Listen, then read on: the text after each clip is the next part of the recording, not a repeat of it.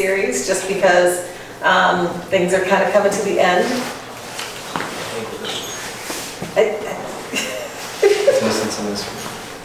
It's okay.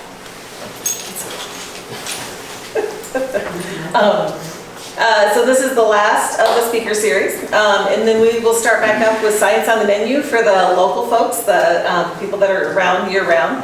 We'll do Science on the Menu, which is a dinner and a presentation in the dining hall, which is kind of a fun thing, so stay tuned on the website to see our dinner and the menu and all that stuff. Reminder, so tomorrow we have Wild Wednesday. It is a little bit later tomorrow, so it's stargazing, and that'll be at 9:30 here, looking at constellations and stars. We have to start a little bit later just because to see the stars, we have to have the sun go down. So come out to stargazing tomorrow, and then we still do have Wild Wednesdays for a couple weeks. So even though the Tuesday lecture series ends, we are doing the Wild Wednesdays, and then we also have our newest artist is with us, and so we'll probably put her on the hook to do a little artist event at some point, so stay tuned for that as well. She just rolled in yesterday, so we're going to let her get settled, and then we'll do that with her. Tonight we're really excited. We have one of our own, Drew Hutchinson, who's been working with Lakeside for a couple years now, talking about photogrammetry, and so I'm going to turn off the lights so you can see better and start the video, and then he will take it away.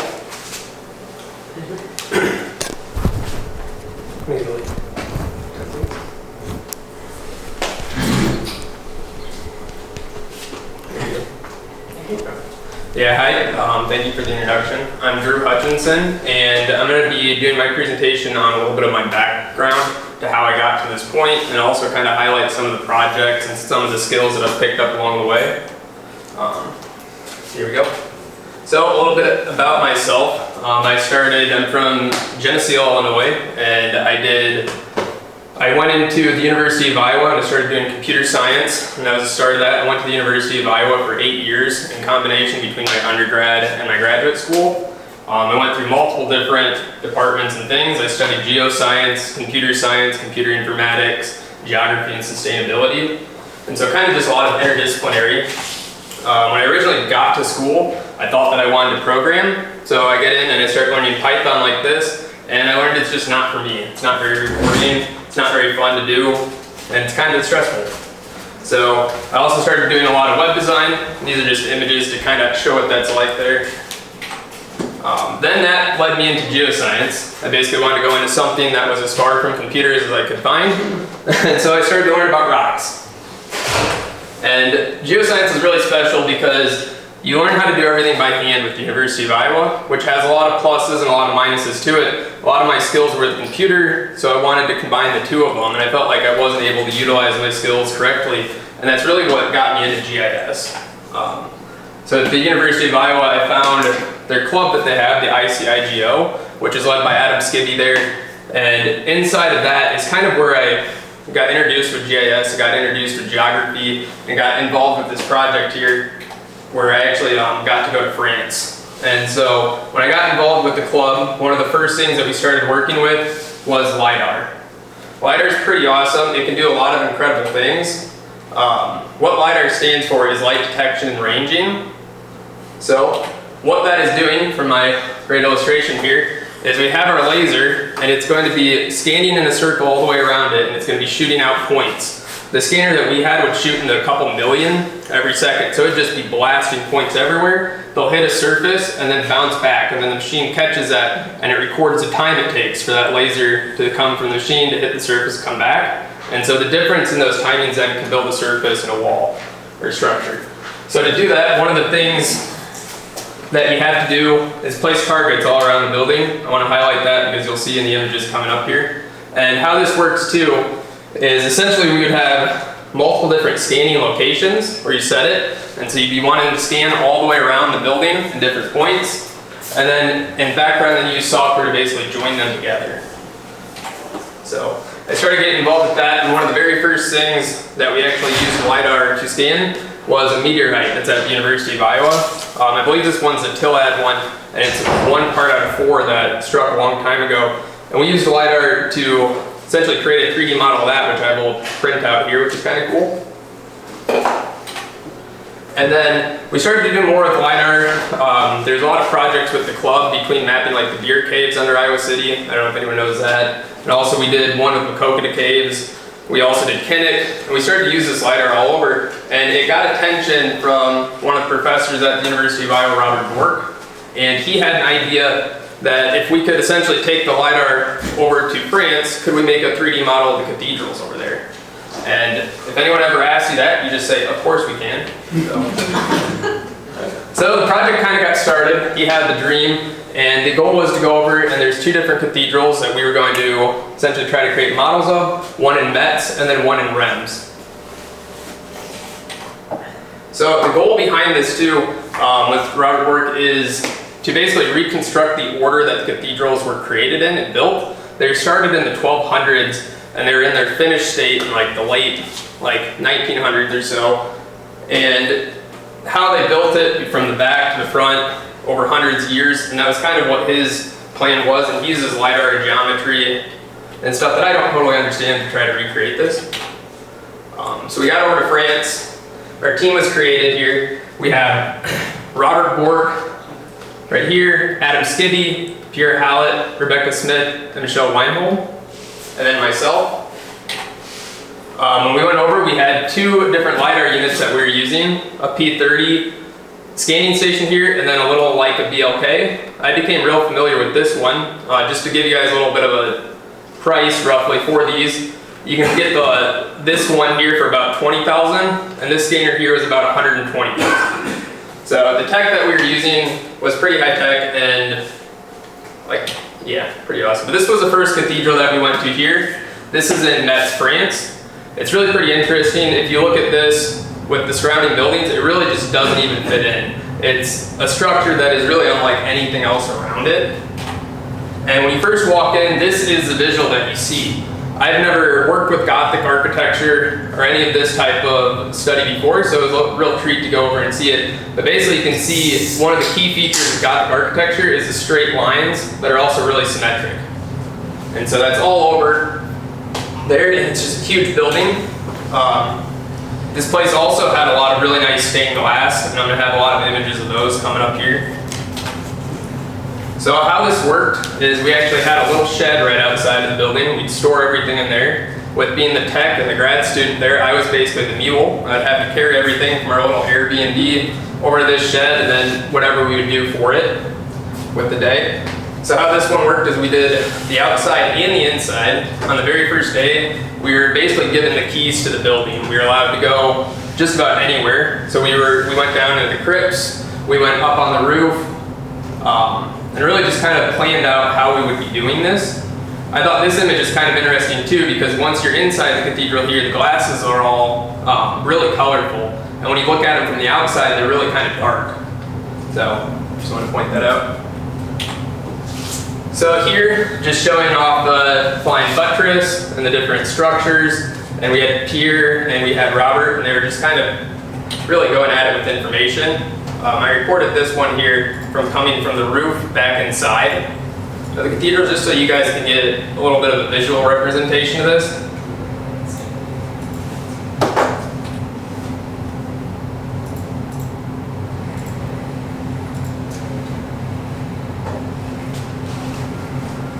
So this is on our very first day here. And to walk around these buildings, there's all these little nook and crannies and passageways up above that you wouldn't see unless you were actually walking in them. Some of the places too didn't even have the hand railings like that too, just because the public and people pretty much never went there or were allowed to.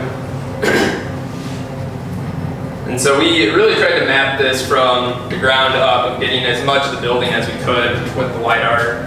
I think in total, we had like 40 to like 60 different scans of each of the buildings here, so we really blasted it. It's cool.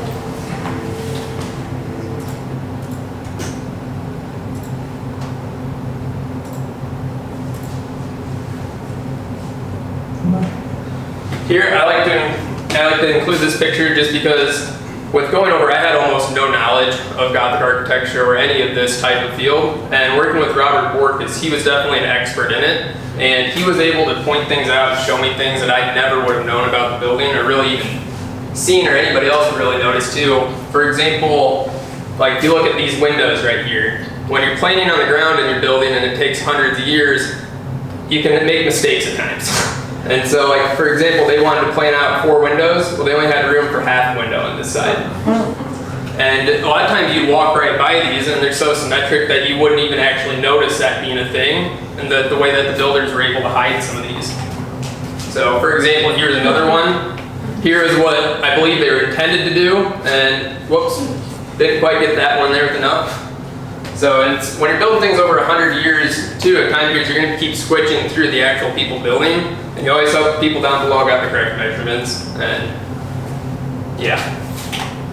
So one of the first things we have to do is set up these targets all over the building. So we put these inside, outside, we got them up as high as we could, kind of get out there and you just have to construct and then slap it onto the building, which is a lot of fun. And then we essentially use these scanning LiDARs here to just hit as many different spots, always trying to get one scan into the next so it has a little bit of overlap between the two, and then that allows us to join it with the software. A lot of what I was doing was using the little BLK one and sitting on a tablet. That one is pretty cool because you could join it right in the moment and see the results. So within the very first couple days of doing this, we actually had pretty good results. We could view it on the computer and see how things are going. And we joined up the very first one, which was awesome because we were able to pass it along. We were going through the project, everything was going smooth, and then tragedy struck in the first place. I was actually inside, but we had our scanning station outside here, and we have our cones around it. Someone actually drove their car up to it and opened their car door into the tripod, which then actually fell and hit their car. And they were screaming, being like, oh no, you did this. And we let them know, like, no, it's a really expensive spanner. And then they just dipped out really fast. So it was all interesting. Thankfully, the scanner wasn't hurt to the point of not being able to use it anymore. But Pierre, he brought that. He was from the University of Belgium, or he was from Belgium from the University of Liège, and it was his scanner. So we felt kind of bad because he brought it over, and it wasn't necessarily the University of Iowa's. So after that happened, he really wanted to be the sole person to work with that piece of tech. So then I'll show what we got for results with that. So if you look here, this was essentially the model that we created of REMS. So right in this little spot up here is where I came in through the window and walked around. You can see it every day we come in here, we walk through this door here. All these little things down here are essentially people. So when we did this, a lot of times at the University of Iowa, places where we scanned before, we wouldn't really have to deal with a lot of large amounts of people. So while we had the scanner up, a lot of times people would be curious what it is, and they'd actually walk and just put their face right in front of it. Like, can you please not do that? We're trying to do something here. So yeah, it was kind of just an experience learning how to do that, learning how to work in terms of with people. But some of the perks of using this, and for example, why we even want to do LiDAR, is it gives you basically precise measurements. So I can click, it's going to be kind of hard from where I'm at here, 2 points, and it should give me the distance between them if I'm clicking right, but not right now. So yeah, that was the first model we had there, and a little bit of an experience of learning how to do that and everything. So that put us up then to the second one, which the cathedral in Reims, in terms of history, is really significant because that is where the kings and queens are coronated. So in here they had the throne, they had significantly more people at this one. Also this building too is kind of in the open. It's in a spot and there's a lot of space surrounding it, which is really convenient for using the scanner. For example, the Mets one, we had really narrow roads, and so it was a question of whether the scanner was going to be able to hit the tops of it and whether we were going to be able to join everything with it all kind of crammed together. So we started planning how to do this one. Once again, we were showed around completely. We were able to go up to the roof again, go down into the crypts, and see all over. Here is the throne. I was told on the very first day, Drew, do not touch the throne. Don't fake it. Don't do anything. You will go to jail instantly. I wanted to be king for a day, but I couldn't. I thought this was pretty awesome. This is just all the different figures and just kind of showing the artwork around these buildings. Up here, here's just some more images of what it looked like from above. And then the other thing you really notice when you hit the cathedral here in Rennes is the stained glass. The glass here was just unbelievable. The colors in it were so vibrant. And like here's an image of it a little bit more close up. I started then to learn a little bit more about the stained glass in these buildings then. For example, all these stained glasses in this building have been destroyed in the past. Almost every time that France has a revolution or a war or something, the cathedrals are targeted because they're like the monarchy.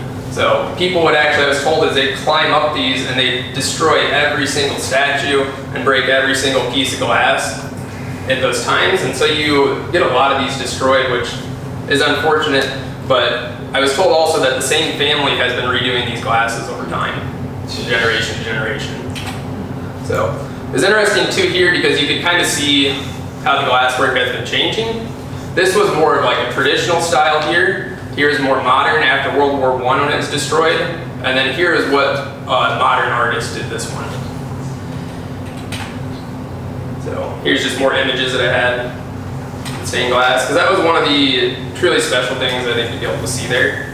And then I wanted to incorporate a little bit of the history here and showing you what it looked like in World War II or World War I when this was actually hit by bombs. So the building itself was basically reduced to rubble. I was told too that the vaulted ceilings in the building they were thought that they were needed for the structure to be like held and maintained and thing, but one of the bombs actually went directly through one of those vaults and the building didn't fall down, and so it kind of really made people question how these buildings are held together. And so I'll just click through these kind of quickly here, but yeah, took a lot of damage, and this has happened to it a few times in history, which also shows the importance for why 3D modeling in that is needed. So, here then, we'll talk about what we did. First step was to go around and put the targets all over. I don't think I've ever received more dirty looks in my life than I did when I was placing these targets in this cathedral, because I don't know French too well. I took only 4 years in high school, and so I'm going around and basically climbing up the walls and just slapping these up and trying to get it in my first go so I'm not jumping around and everything. So I'd be climbing up these little things right here and people would just be like, what is he doing? He should not be doing that. And yeah, it was a lot of fun. So we did that. We basically put these targets everywhere, started scanning it. This one was going really smooth. Pierre was running his scanner. He got the inside, the outside. I was running this little BLK one, and I like this image here. This is behind the altar. This is a little bit of what it looked like. Here's all the different scanning spots, and I'd have to join those up and find the targets, and then manually you could see how it was building it all together. Then tragedy struck at the second cathedral. And you notice here, this LiDAR sits on a really kind of flimsy tripod. These legs here are just twisting tension. They don't have any sort of locking features. And when I was on the very final scan of this building, I placed it, turned around, walked over with my pad to get out of the way, and I turned around to watch it fall and hit the ground. That one actually struck really hard, completely dented the LiDAR and basically rendered it useless, and we actually had a hard time getting the information off it. We had to send it into Leica, and they were able to get the information. So that ended our event there and our trip. When I was leaving, then I asked Pierre if he could sign one of these targets, and so he said, "To my bestie, LiDAR killer." Nice little tag to pick up there. And so let me show then what that looked like for Rennes. This model here came out a lot more clear. These ones are just point clouds too, but you can see then inside this completely, see what it looks like. The difference when we were here too, like Robert Bork, in his past, he went over and essentially like he measured a whole entire stairway going up in the summer, he said. And what we were able to basically go and do in 2 days, we were able to map the entire building. So just showing what tech can do opposed to in the past. But this one is pretty interesting too. You can see almost everything the LiDAR that we were using basically allows you to count the bricks of this building too. So it gave a near perfect representation. I was told that Robert just was able to go back and pass off all this to him too. So if anything ever happened to this building, now they do have a digital copy. But then I wanted to just show a little bit of this. At nighttime, every single weekend, they do a light show on the cathedral. I have never seen anything like this before. It was truly kind of mind-blowing. I wanted to incorporate this little picture here first, because when they originally planned out the cathedrals, they intended to paint them. So they were going to be like this. They were going to be gold, and I don't believe that they were going to have the cop part of building on there too. So just to show this off here, but this was, yeah, their light display that they do on the cathedral.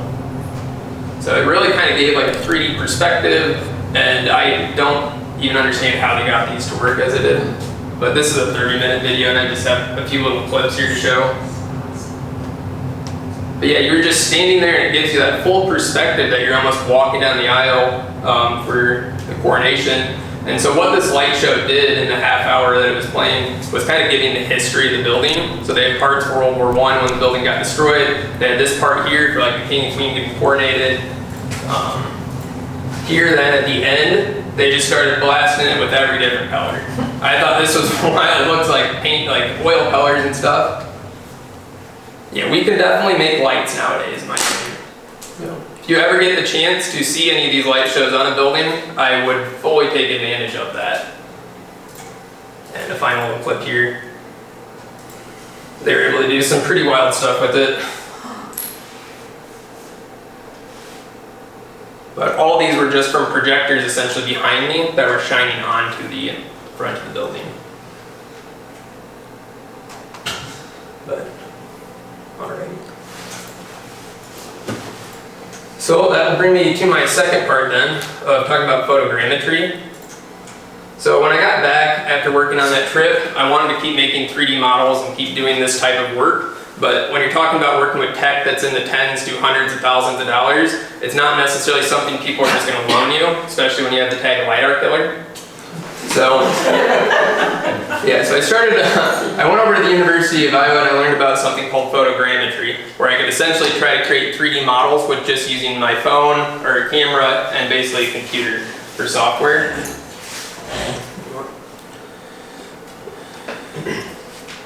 So that was one of the very first things I did. I went over and started working with the museum. Photogrammetry, essentially the art and science of extracting 3D information from photographs. So what that is doing and how I'm doing it is essentially taking a whole bunch of pictures of something repeatedly. It's a little demo I had here. And you need to take pictures from all sides, from all angles, and essentially then the software will then stitch that together based on the overlap. So it's going to be looking from image 1 to image 2 to image 3 and finding points in the pixels that are the same color or the exact same. And so as you do that, you're taking just hundreds of pictures sometimes of something, and depending on what the object is, it can be more difficult or easier to model. So a lot of this too was coming up with ways to essentially figure out the best way to do this. So each time I was doing it, I was using different targets or using a different way to take the pictures and trying to figure out just really what worked best for this. And so what this is doing here is taking the 3 different images from this little example here, it's finding the points, and then it's trying to just line those points up. So for example, here is in the software reality capture, and this is the Abby Gardner cabin that I have. All of these little white dots, if you can see them, are images. And then all the lines are basically the angle that it's going. So this one, there was about 400 different pictures that I took of this building, and I was able to run it in. I just wanted to say a special thank you to all the people in the museum. I went into this just kind of blind, not really being even sure if I could even create what I was saying, but they let me do it, and yeah, it was a lot of fun. So one of the very first things that I actually modeled was this set of Native American pots here. And these actually turned out really pretty great, in my opinion. And that just really set it up so I could keep doing this for more sets with the museum there. So this was the first set we did, and each month that I was with the museum, we tried to do a new, different theme. For example, this clay piece was called Storyteller. And so just from taking pictures of it and running it in the software, I was able to basically recreate, in my opinion, like a near perfect model of this. of what it actually looks like in real life. And we did this with a whole bunch of different things in the museum there. I would say probably about half the things I modeled worked out, the other half then did not. And I'll show that in the software here in a bit. The second thing that I did was a lot of different birds. So we did an ivory-billed woodpecker, the tawny frogmouth, the owl parrot, some honey creepers, passenger pigeon, and a lot of different hawks. We did one for skulls and skeletons, which is a lot of fun. I could actually kind of learn about these too as I was going along. And one of the things in here was almost everything I was creating for these models didn't have a bottom that was of importance. So they're all either on like a pedestal or they're standing or some sort of surface that I didn't really have to worry about getting a full base to. So for example, all the bottoms on these are going to kind of look crummy. And so it became a challenge then of questions, how can I create a model of something on both sides? How can I get the top and the bottom to actually look good? Because when I'm taking pictures of something, it's sitting on a table and that you can't necessarily see the bottom. So that was a bit of a learning experience then. And so one of the first things that I came up with for it though was using a clear case. Because the software is not going to actually see the case in the surface here. So like that. And then taking images through it, through the bottom. And then with that I was actually able to create a 3D model of all sides. And let me show what that looks like for the very first one. Was right here. And so I was really happy with this one because I was actually able to see the base of that. My original idea was kind of like scans with LiDAR, is you take two different scans and you join it together. Well, I was having a terrible time doing that with photogrammetry, and so coming up with this structure in different ways, and I was able to get the base put on these also. But working with this too, there's a lot of different things that just kind of kept coming into the museum. For example, when I was with the repository, we had somebody bring in this mastodon jaw that they found, and they were pretty sure it was a dinosaur. And so this was one of them that we made a model of here. And so a lot of these really large artifacts, it was the purpose to try to make one then for storage so we don't have to keep pulling these out to show people what they look like. Or for example, with the museum, they wanted to do the skulls and the skeletons because they loan out those pieces a lot, and they were wondering if they could create digital models, if that'd be something that courses could use rather than actually taking the real thing. So we tried this with butterflies and moths, which I didn't get any results really with those. And so then after the museum and all of that, I switched and was like, well, what else can we do with this? I did about 50 different models individually. Like, can I take this to a full landscape?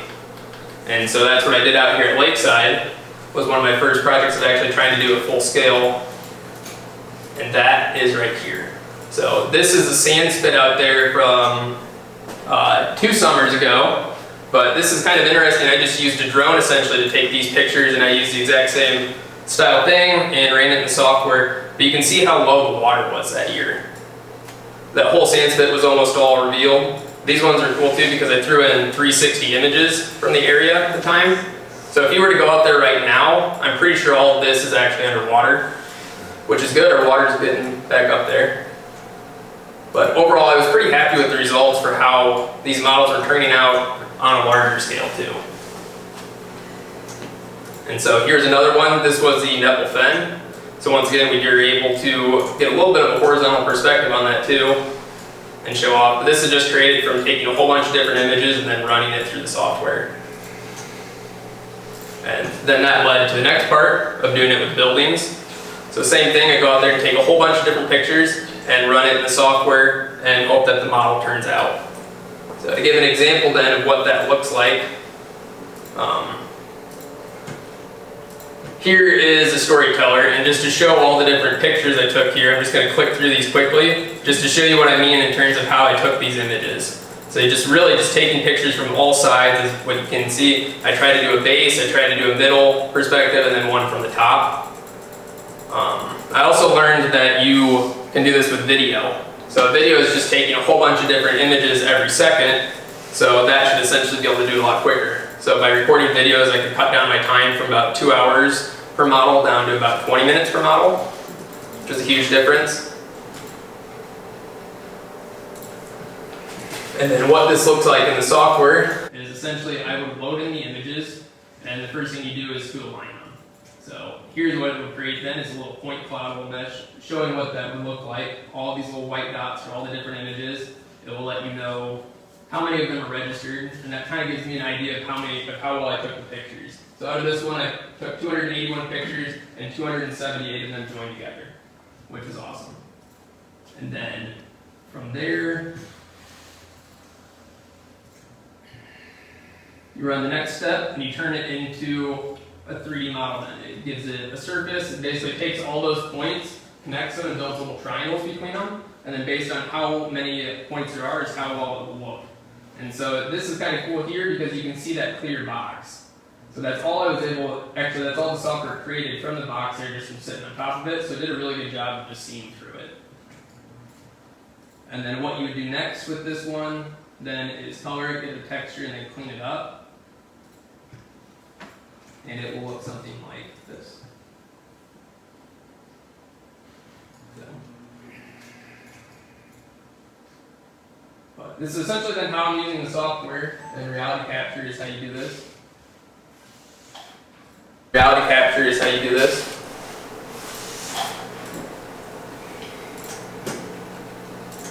And so yeah, I'm going to show off a few of these different examples of all the different models here.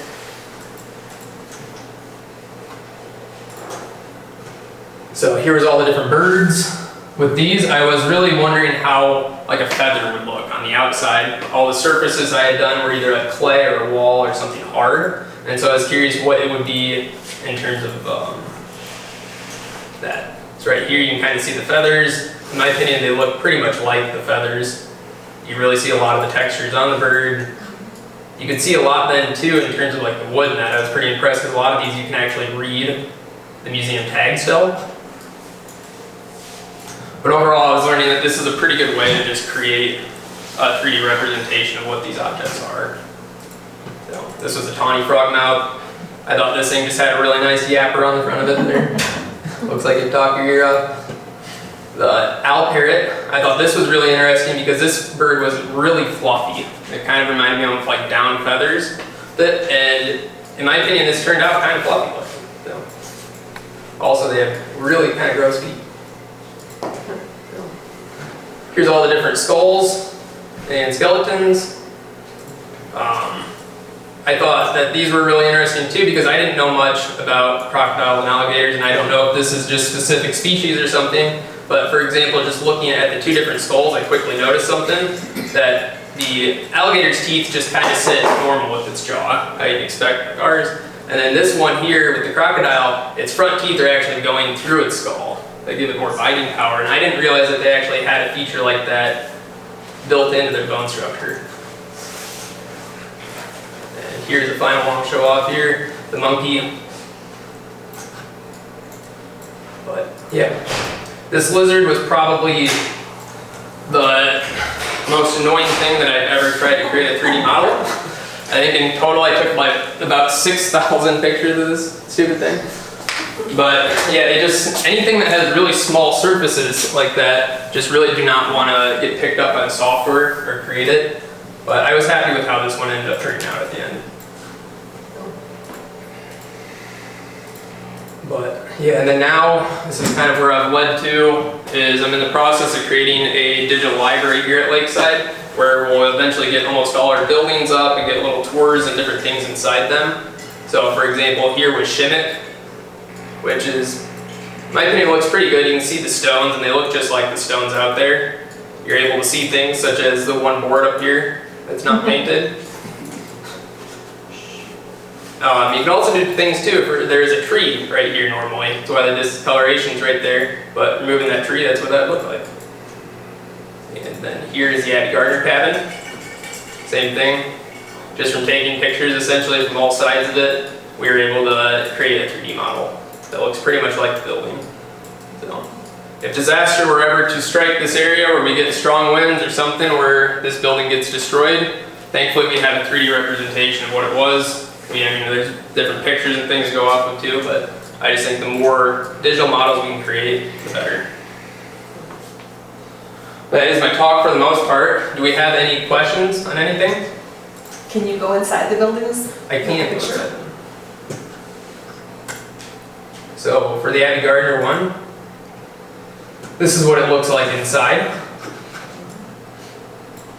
So I believe it was 11 people at one point were living inside this one room, which is kind of crazy to think about. And here's Shimmick.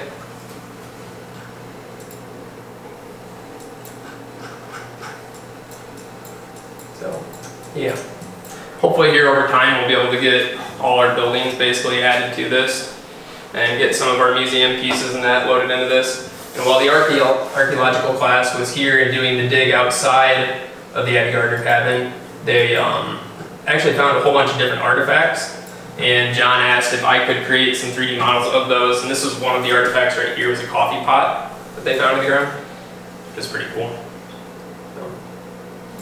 These ones too, he was asking that if a 3D model could be created on some of these random objects just so that they didn't have to save them. They're just random metal that they found in the ground. And so having this, they don't have to store that in some sort of place and keep it protected and everything. So, yeah. Are there any questions? I think I went through that kind of quickly. No, okay. So, I noticed that in the sort of cathedral 3D models, these sort of more, the earlier ones were sort of made up of a bunch of smaller spheres. Why does the program sort of model it like that instead of yeah, no, that's for sure a good question, because when we went over to France too and I was telling people I was building a 3D model of a cathedral, most people had something like these buildings in mind that would be coming back and having full surfaces on them. And what we were doing though is, what the LiDAR is doing is essentially just hitting them with points and coming back. So each one of these dots right here, this point cloud, is one of the lasers that hit it and kind of came back to us. So that's what you're seeing right here, is all of these points that are just building the surface for it. So there are different softwares and things to try to build a surface off of this. One of the problems that you run into with really large files like this is about 40 gigabytes. And so a lot of softwares don't want to deal with files that are that large. And so we haven't been able to create like a 3D surface. For example, with reality capture, you kind of saw that with the alligator skull. That was a little point cloud. And that my goal then was to try to combine the two of them. So to have a LiDAR point cloud in the background and then take images and kind of wrap that on top, so you get the best of both worlds. You get perfect dimensions while also getting the colors and everything. And I just haven't been able to figure that out. It's a little bit more difficult to do than what it should be. But I think that's going to be something coming in the future, or that will just be more of a featuring thing. So. But that's also too, for example, when we shot this one, the LiDAR can record color with the points. So that could have actually been colored in the correct, all the points would have been a gray color. But just based on speed, it would have taken another couple minutes per scan to add the color in, and in total then that would have been hours, if not days, for the whole project, just with how many scans we had to do of these buildings. But yeah, these are essentially just point clouds though. So they get nice little representations, you can do different things with them, but they don't necessarily give the best visualization of what it looks like. So, good question though. Yeah. When you're using the LiDAR outside, does like the ambient weather, like humidity or any of that, does that have an effect on how quality the photos are, or the points coming back? I don't believe it does. What I learned with LiDAR is cloudy days in that work just as well as days that are sunny. One of the things you really have to look out for is really reflective surfaces. So for example, like water and things like that will come back differently. And any glass on the outside might not necessarily be the right thing, but cloudy days are actually like one of the best times to do this type of thing. They get better results. So the weather doesn't affect it too much, thankfully.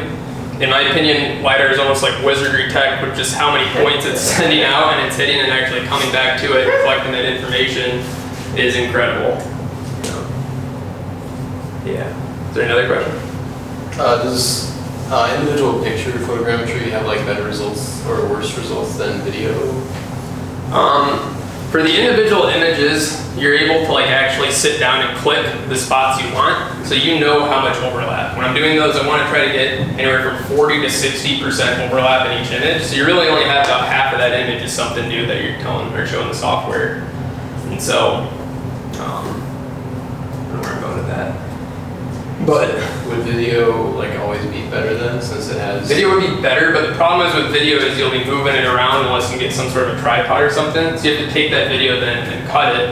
And so essentially you might get frames of that video that are not in focus. Or it might be like a blurry image or something like that. So the better camera you can get with the highest like frames per second you can, the better that would be splicing it. But the video is by far the better way to do it because, like I said, taking images all the way around turns into like an hour to 2 or 3 hours sometimes. And then if you go back and it doesn't even join, you truly wasted a lot of time. So the software doesn't accept video files. You have to. It does accept video, so what it does is you take a video in and then you splice it. You tell it how many images you want it to pull out each second. Oh, okay. And then it just takes like a minute video and then it'll turn it into like 1,000 images, which is really kind of awesome. Something too I just want to highlight with this one right here is when I'm taking all these images, the software is wanting to join points that are similar, and it's also wanting to do that in the background too. So a lot of times when I'm doing this type of thing, I always have people coming and going and moving, or just different things in the background that's changing, and so that's always a difficulty to make. And then also too, like the lights.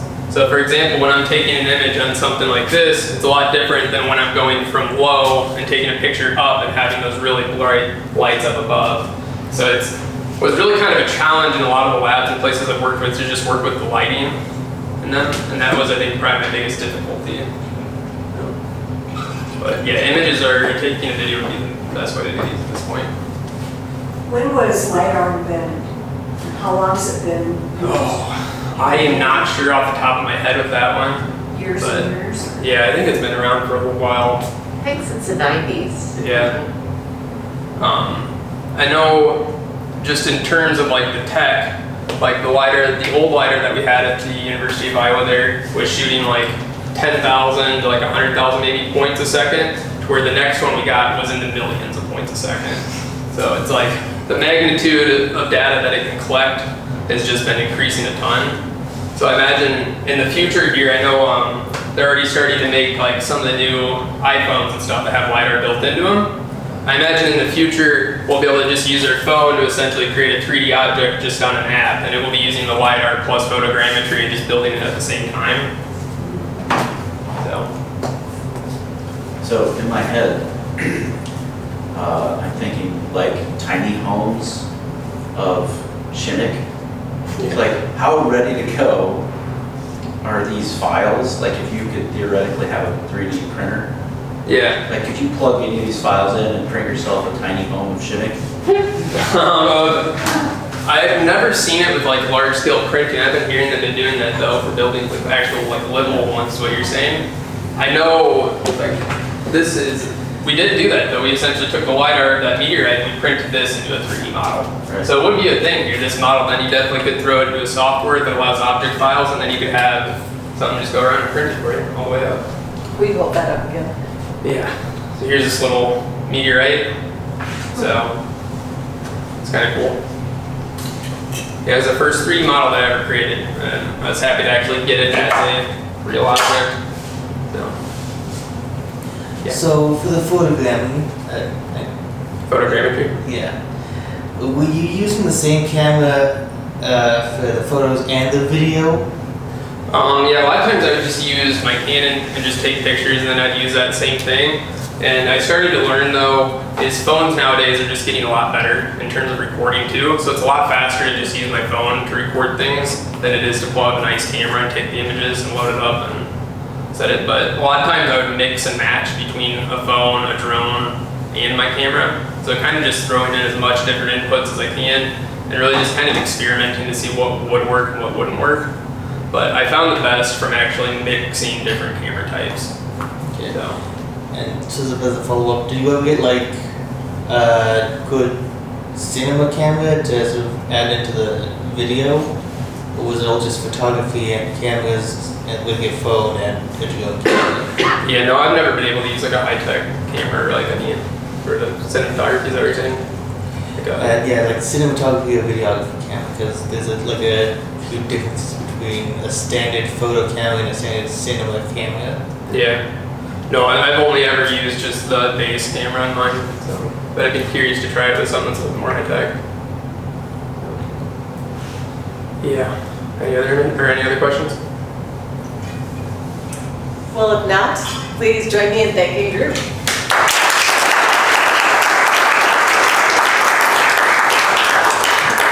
All right, and we will adjourn next door, and if you would like to keep the conversation going, and sorry, I'm trying to turn off my live feed. Oh, here we go.